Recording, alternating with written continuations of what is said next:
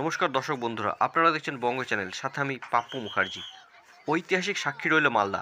ভারতবর্ষের প্রথম বন্দে ভারত স্লিপার ট্রেনের আনুষ্ঠানিকভাবে উদ্বোধন করলেন দেশের প্রধানমন্ত্রী নরেন্দ্র মোদী। শনিবার দুপুর 12:30 নাগাদ বায়ুসেনার হেলিকপ্টারে চেপে মালদা রেল স্টেশন সংলগ্ন রেল ব্যারাক কলোনি ময়দানে নামেন প্রধানমন্ত্রী। সেখান থেকে সড়ক পথে পৌঁছান মালদা রেল স্টেশনের 1 নম্বর প্ল্যাটফর্মে।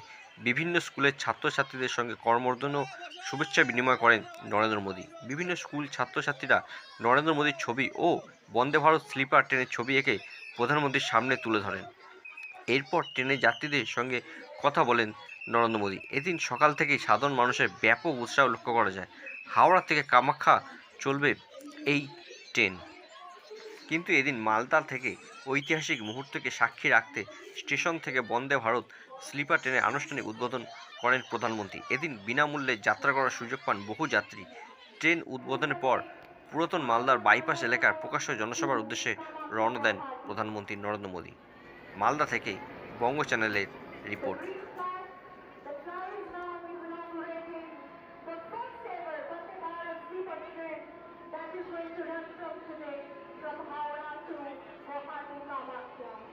Getting changes to all the dignitaries present on the day, the Honorable Prime Minister of India, Shri Narendra Modi ji, the Honorable Railway